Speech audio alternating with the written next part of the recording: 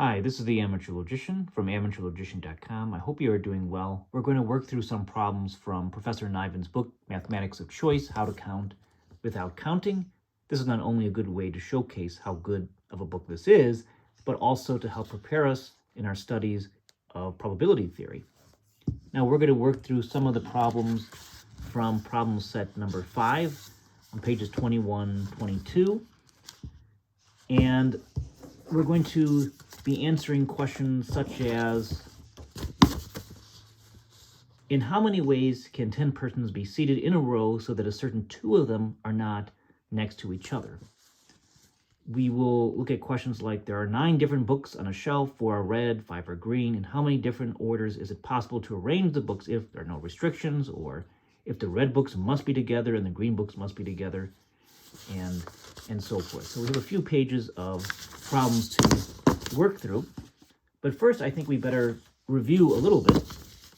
And sometimes we need to count how often something occurs or the number of ways it can occur. And there are 2 related counting methods. We have permutations, and then we have combinations. So recall that a permutation is the number of n things taken r at a time when the order of the selection matters. And we have this general formula. There are different notations, so oftentimes in a high school textbook you will see it written this way. In more advanced books, so to speak, you will see this notation instead, and that just stands for n factorial over the quantity n minus r factorial. So for example, let's say there are 10 people and 3 awards are given to first place, second place, and third place. Okay, so only one person can get the first place, only one person can get the second, only one person can get the third, and anyone who gets the award can only get 1 award and not any more. The question is, how many possible outcomes are there? Well, in a straightforward manner, there are 10 people who could get the first award, and given that, the second award, there are only 9 remaining people that might get that, and for the third award, there's only 8 remaining people who might get that, and we just apply the multiplication principle, 10 times 9 times 8, or in other words, there's 720 different possible outcomes. But let's utilize that formula. So we have the permutation, we have n things, and we're choosing 3, so to speak. So we have 10 factorial divided by 10 minus 3 factorial. Now remember, a factorial is the following. So the expression, the n with the explanation point, is read as n factorial and represents the product of all integers from 1 to n. So n factorial is n times the quantity n minus 1 times the quantity n minus 2 times the quantity n minus 3 times the quantity n minus 4, and so on and so forth, down to where you just get a 1. So we can think of this formula as follows. So we have 10 factorial. That's the permutation of everyone because there are 10 people. And then we can think about, okay, we're taking 3 out of the 10. So that's why we have 10 minus 3. And that's just a 7. So we have 7 factorial. So we want to divide out, so to speak, or take out to leave what we want, right? In other words, we just want the n times n minus 1 times n minus 2 all the way to n minus r plus 1, or in other words, just the 10 times the 9 times the 8. So if we do the math here, 10 factorial over 7 factorial, the same thing as 10 times 9 times 8 times 7 factorial over 7 factorial. So we can just divide out 7 factorial, those go away, so to speak. So we just get 10 times 9 times 8, or in other words, 720. So utilizing the formula, of course, we got the same result. And I think that formula makes intuitive sense. We just break up all of its parts, and then we could see why that formula works and why it corresponds to that 720. And then we have combinations, Here, the number of n things taken are at a time when the order of the selection doesn't matter. So permutations, the order matters. In combinations, the order does not matter. So we have n choose r, and you also see this type of notation. So it's n factorial divided by n minus r, that quantity. We have factorial, r factorial. Okay. So for example, let's say there are 5 different types of soda, and we're just going to pick 2 of them. How many different combinations are there? Well, first off, we can note, okay, let's utilize understanding of permutations, in a sense, so to speak. So the first one chosen, well, there are 5 different possibilities. The second one chosen, there's only 4 remaining sodas. So we have 5 times 4 is 20. But the order is not important, okay? So here we just have a permutation. There are 20 different possible arrangements. But again, we have a combination, not a permutation. So we need to divide out the copy, so to speak. Because note, let's say, soda X, soda Y is the same thing as getting soda Y, soda X. So note, we have 2 factorial different possibilities here in terms of the copies. So we will divide that out. So we have 5 times 4 divided by 2. So we have 20 over 2, in other words, 10. So we have 10 total combinations. And I think with that in mind, we can understand why this formula works. Okay, so let's just apply it. So we have 5 choose 2. We can think of that as 5 pick 2 as a permutation and divided by the 2 factorial. So we have 5 factorial over 5 minus 2 factorial, 2 factorial. So we have 5 factorial over 3 factorial times 2 factorial. So that's 5 times 4 times 3 factorial. So the 3 factorial, those go away, so to speak. So we're just left with that 5 times the 4, in other words, 20. The 2 factorial, which is 2 times 1, just 2. 20 over 2, of course, is 10. So we have the same result. And I think intuitively, we can understand why this formula works. We could think of it as the same thing as this. Let's see if I can just write this here.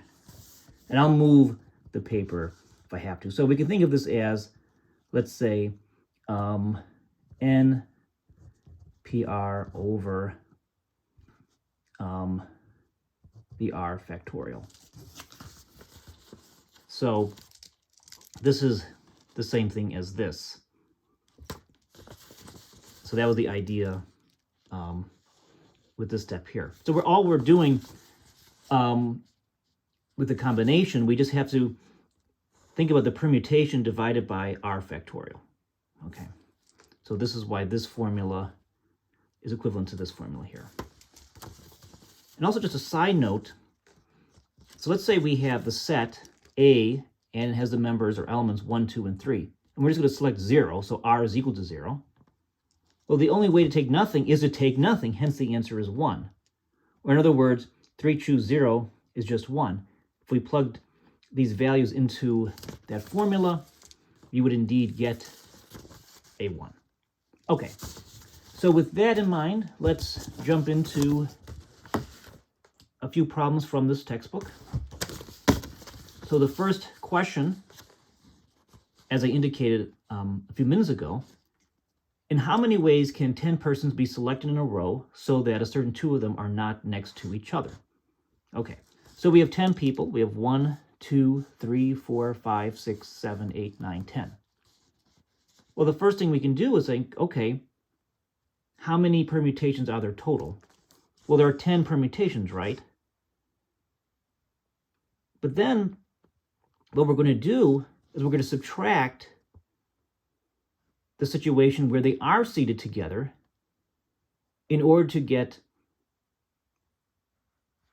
the answer of where you have that restriction that those two particular people are not next to each other. So what we're going to do is this. We can treat those 2 people as a block, as one unit. So we're arranging 10 units, not we're arranging 9 units, I'm sorry. We're arranging 9 units, not 10 units, because those two people we're treating as a single unit. Okay, so we have 9 factorial, but within that block, we have 2 factorial permutations. So we're going to say 9 factorial times 2. So here we have that 2 times that 9 factorial. This is when they are seated together. And here we have our total of 10 people being arranged, or 10 permutations. We're going to subtract when they're seated together in order to get when they are not seated together. So that is indeed is the answer. So we have 10 factorial minus 2 times 9 factorial. Okay. So a lot of times in these problems, we will have to think about this, step outside of the box, so to speak, to think about how can we group people? How can we think about the various units? So we can treat those 2 people as a single unit, as a single block, and that allows us to calculate the answer there. So how about this one? This is also from our textbook. So there are 4 different books on a shelf. 4 are red, 5 are green.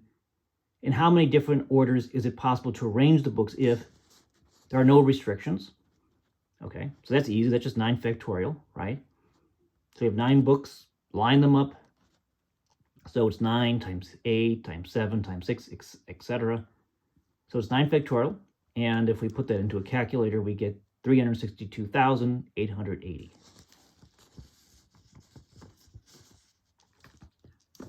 But what if the red books must be together and the green books must be together? Okay, so I like to think about these problems visually, so drawing little diagrams helps me, and I think it might help you as well. So we have the red books, right? So we have 4 of them, and with the green books, we have 5 of them. Okay, so we want them to be together. We want these red books to be together. We want these green books to be together. So we're going to treat as 2 units that can be flipped, okay? So we have the permutations of them grouped together, which is 4 factorial. We have the green books. We could treat them together, and the permutations of those 5 green books is just 5 factorial. And we can flip them. So we can treat these as 2 different units. So we have 4 factorial times 5 factorial times 2, or in other words, 5,760 different permutations there. Or how about this? The red books must be together, whereas the green books may be, but need not be together. So how can we deal with this? Well, we can think of one block, so to speak, of red books.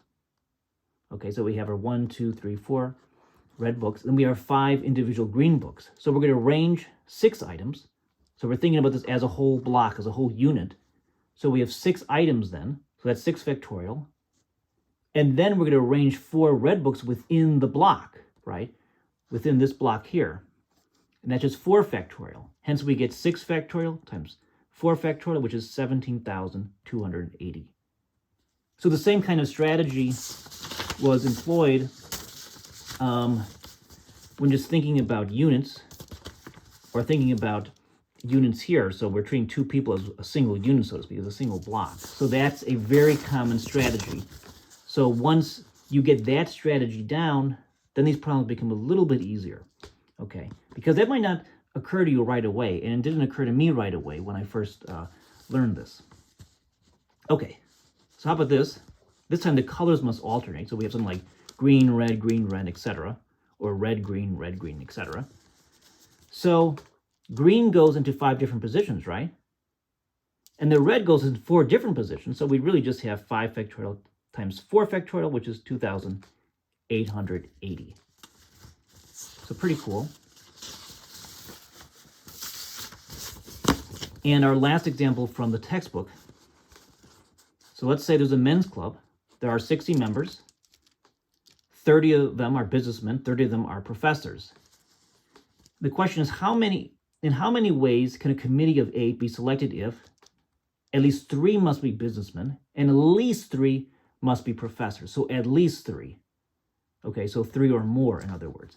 So the only way to do this is to break it up into the cases, the different cases. So there are 3 different cases here. You can have 3 businessmen, 5 professors. You can have 4 businessmen, 4 professors, or you can have 5 businessmen, 3 professors. You just break it down. And in this case, the order does not matter. We're just thinking about the combinations here. So I'm just going to utilize our notation for combinations. And I'm not going to show the entire formula, but just use that shorthand. So in this case, the case 1, so you have 3 businessmen, 5 professors. So we have 30 choose 3, right, for the businessmen, and 30 choose 5 for the professors. That's case 1.